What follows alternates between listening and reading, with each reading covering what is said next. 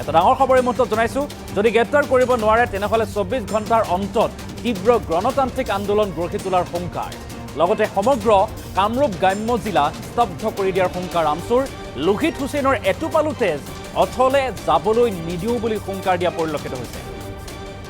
আৰু শনিবাৰে নিশা কি হৈছিল সেই দৃশ্যাংশ আমাৰ হাতত আছে, সেই দৃশ্যাংশ আমি দেখুৱাৰ চেষ্টা কৰিছোঁ। নিশাৰ ভাগত সাংস্কৃতিক অনুষ্ঠান আছিল, হাজাৰ হাজাৰ লোকে সাংস্কৃতিক অনুষ্ঠান উপভোগ কৰি আছিল আৰু তাত বহু লোক উপস্থিত আছিল, বিভিন্নজন উপস্থিত আছিল। আৰু সেই ঘটনাস্থলীতেই ৰকিবুল হুছেইনে এক পূৰ্বৰ কাজিয়াৰ সূত্ৰে ঘটনাস্থলীত উপস্থিত হৈছিল, বিশেষকৈ সাংস্কৃতিক অনুষ্ঠানস্থলীত য'ত দুয়োগৰাকী আছিল। তেতিয়াই এই চোকা অস্ত্ৰৰে শ শ মানুহৰ মাজতেই আক্ৰমণ কৰিছিল, আঘাত কৰিছিল লোহিত হুছেইনক। আৰু লোহিত হুছেইনে ঠাইতে প্ৰাণ হেৰুৱাইছিল।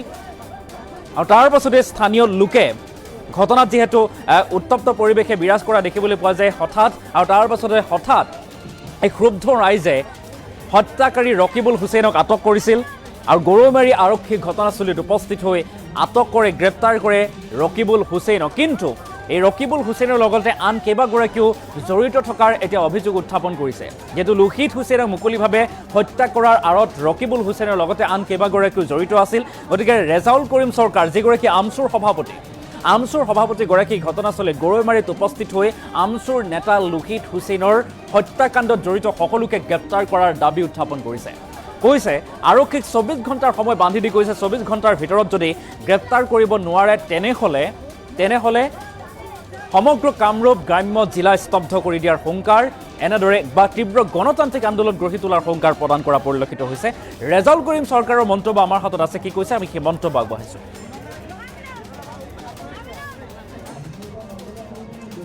লোহিত হুছেইনৰ হত্যাকাণ্ডত তেওঁলোকক যদি গ্ৰেপ্তাৰ কৰা নহয়, সম্পূৰ্ণ কামৰূপ গ্ৰাম্য জিলা আমাৰ এই অঞ্চলবিলাক কিন্তু আমি গণতান্ত্ৰিক আন্দোলনেৰে স্তব্ধ কৰি দিম। আৰু আৰক্ষীক মই স্পষ্টকৈ কৈছোঁ, ইয়াৰ আগতো আমাৰ আমচুৰ কৰ্মকৰ্তাই আব্দুৰ ৰেজ্জাকৰ বিৰুদ্ধে এফআইআৰ দাখিল কৰিছিল। কিছুসকল এই দুষ্কৃতিকাৰীসকলৰ বিৰুদ্ধে এফআইআৰ দাখিল কৰিছিল। গড়েমাৰী আৰক্ষীয়ে তেওঁলোকৰ বিৰুদ্ধে ব্যৱস্থা নকৰাৰ কাৰণেও আজি এই হত্যাকাণ্ডটো সংঘটিত হৈছে। গড়েমাৰী আৰক্ষীয়ে যদি ব্যৱস্থা গ্ৰহণ কৰিলেহেঁতেন তেনেহ'লে আজি এই দুষ্কৃতিকাৰীয়ে আমাৰ মাজৰ পৰা লোহিত হুছেইনক আজি কাঢ়ি ল'ব নোৱাৰিলেহেঁতেন। গতিকে গড়াইমাৰী আৰক্ষীৰ বিৰুদ্ধে তদন্ত হ'ব লাগিব। ডিজিপি মহোদয়ক আহ্বান জনাইছোঁ যে এই অঞ্চলবিলাক যিবিলাক আৰক্ষী আহে সদায় তেওঁলোকে দুষ্কৃতিকাৰীসকলৰ লগত, দুৰ্বৃত্তসকলৰ লগত তেওঁলোকে মিলি জুলি তেওঁলোকে ইয়াত কমিশ্যন ৰাজ চলাই ইয়াত এই অঞ্চলবিলাকত আইন শৃংখলা চলোৱাত তেওঁলোকে ব্যৰ্থ হৈ আছে। সেইকাৰণে গতিকে মই স্পষ্টকৈ কৈছোঁ, গড়াইমাৰী আৰক্ষীৰ বিৰুদ্ধেও ডিজিপি মহোদয়ে ব্যৱস্থা গ্ৰহণ কৰক। আৰু আব্দুৰ ৰেজ্জাক আৰু এজনক গ্ৰেপ্তাৰ কৰা হৈছে। আৰু এই প্ৰি প্লেন মাৰ্ডাৰত কোন কোন জড়িত হৈছে প্ৰত্যেকজনকে গ্ৰেপ্তাৰ কৰিবলৈ 24 ঘণ্টাৰ ভিতৰত, আৰু 24 ঘণ্টাৰ ভিতৰত গ্ৰেপ্তাৰ নহ'লে ব্যাপক গণতান্ত্ৰিক আন্দোলন এই অঞ্চলবিলাকত গঢ়ি তোলা হ'ব। কাৰণ এটোপাল তেজৰ মূল্য আমি অথলে যাবলৈ নিদিওঁ লোহিত হুছেইনৰ। কাৰণ লোহিত হুছেইন আমাৰ কৰ্মকৰ্তা আছিলে, আৰু লোহিত হুছেইনক যিসকলে হত্যা কৰিছে, যেতিয়ালৈকে লোহিত হুছেইনৰ হত্যাকাৰীক ফাঁচী কাটত লগাব নোৱাৰিম তেতিয়ালৈকে আমচুৰ আন্দোলন কিন্তু অব্যাহত থাকিব। এইটো আমি ৰেহাই নিদিওঁ। আৰু কমলা কলিতা ডাঙৰীয়াও মঞ্চত থকাৰ পিছত মুকলিভাৱে এজন মানুহ হত্যা কৰা হ'ল, আৰু সেই কমলা কলিতাই সেইজন গভৰ্ণিং বডিৰ চেয়াৰমেন পাতিছে ৰেজ্জাকক, আৰু সেই ৰেজ্জাকক নামি কিয় লৈ গ'ল, নমাই কিয় ষ্টেজৰ পৰা লৈ গ'ল, ইয়াৰ ওপৰত এটা তদন্ত হ'ব লাগে। ৰাইজে তদন্ত বিচাৰিছে, আমিও তদন্ত বিচাৰিছোঁ। আৰু সেইকাৰণে মই পুনৰবাৰ কৈছোঁ, এই লোহিত হুছেইনৰ হত্যাকাণ্ডটো সম্পূৰ্ণ ৰাজনৈতিক আৰু উদ্দেশ্যমণ্ডিত আৰু প্ৰি প্লেন মাৰ্ডাৰ কৰা হৈছে। গতিকে আৰক্ষী প্ৰশাসন, ডিজিপি মহোদয়ে অতি চাওক, আমি যিমান দূৰ গম পাওঁ যে গভৰ্ণিং বডিৰ চেয়াৰমেন কমলা কলিতা ডাঙৰীয়াৰ পৰা ৰাইজে অভিযোগ কৰা মতে তেওঁক কিনি আনিছে। ৰাইজে আমাক যিমান দূৰ অভিযোগ কৰিছে, তেওঁ গভৰ্ণিং বডিৰ এখন বিদ্যালয়ৰ গভৰ্ণিং বডিৰ সভাপতি হোৱাৰ তেওঁৰ দক্ষতা নাই। সেইজন মানুহক ৰাজনৈতিক আশীৰ্বাদত তেওঁ এই গভৰ্ণিং বডিৰ চেয়াৰমেন হৈছে। আৰু যোৱা বছৰৰ পৰা ছাত্ৰ একতা সভাৰ লগত, ছাত্ৰ ছাত্ৰীসকলৰ লগত তেওঁৰ সদায় অমিল হৈ থাকে। যোৱা বছৰ যেতিয়া আদৰণি সভা পাতিছিল তেতিয়াও এটা বিতৰ্ক হৈছিলে, এইবাৰ আদৰণি সভা পাতিছে তাতেও বিতৰ্ক হৈছে। এই গভৰ্ণিং বডিৰ সভাপতিজনক লৈ তেওঁ সদায় ৰাজনৈতিক ক্ষমতা দেখুৱাই সদায় তেওঁ ছাত্ৰ ছাত্ৰী বা এই অঞ্চলবিলাকৰ মানুহক ডমিনেট কৰি ৰাখিব বিচাৰিছে। গতিকে যোৱা বছৰৰ পৰা এই বছৰলৈকে এই ঘটনাৰ সূত্ৰপাতবিলাক হৈ আছে, আৰু সময়ে সময়ে আৰক্ষীও অৱগত। আৰক্ষীয়ে ব্যৱস্থা নোলোৱাৰ কাৰণে আৰু আমচুৱেও এই দুষ্কৃতিকাৰীসকলৰ বিৰুদ্ধে নাম এফআইআৰ দিয়াৰ পিছতো তেওঁলোকৰ বিৰুদ্ধে ব্যৱস্থা নোলোৱাৰ কাৰণে আজি লোহিত হুছেইন হেৰাইছে। গতিকে সেইকাৰণে আমি কৈছোঁ যে সম্পূৰ্ণভাৱে এইটো প্ৰি প্লেন ৰাজনৈতিক হত্যাকাণ্ড।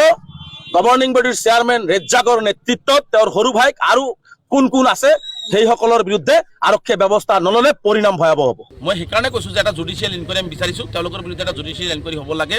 আৰু এই সমগ্ৰ ঘটনাটো তেতিয়া জল পটপট হৈ ওলাই পৰিব। আচলতে কেনেকৈ তেওঁক হত্যা কৰা হ'ল মুকলিভাৱে আৰু কি ধৰণে এটা প্ৰি প্লেন কৰি হত্যা কৰা হৈছে সকলো কথা ওলাই পৰিব। সেইকাৰণে আমি এটা জুডিচিয়েল ইনকুৱাৰী বিচাৰিছোঁ যে আসামিটো ধৰিব লাগিবই।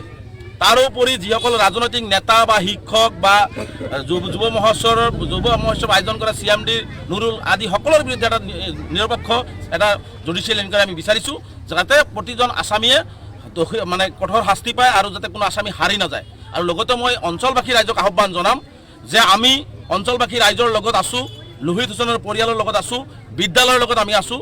কোনেও আইন হাতত তুলি ল'ব নালাগে। সকলোৱে শান্তি সম্প্ৰীতি বজাই ৰাখি আমি কেনেকৈ দুষ্কৃতিকাৰীসকলক ফাঁচীকাঠত একেলগে গণতান্ত্ৰিকভাৱে আন্দোলন কৰি ফাঁচীকাঠত নমাব পাৰোঁ, তাৰ কাৰণে যাতে সকলোৱে শান্তি সম্প্ৰীতি বজাই ৰাখে, অঞ্চলত যাতে শান্তি সম্প্ৰীতি বজাই ৰাখে আৰু সকলোৱে মিলিজুলি আমি এই দুষ্কৃতিকাৰীসকলক সমাজৰ পৰা গণতান্ত্ৰিকভাৱে আন্দোলন কৰি আমি আইনৰ জৰিয়তে তেওঁলোকক ফাঁচীকাঠত ওলোৱাৰ কাৰণে আমি সকলোৱে ঐক্যবদ্ধভাৱে চেষ্টা কৰাৰ কাৰণে আহ্বান জনাইছোঁ। News desk report, Assam digital news.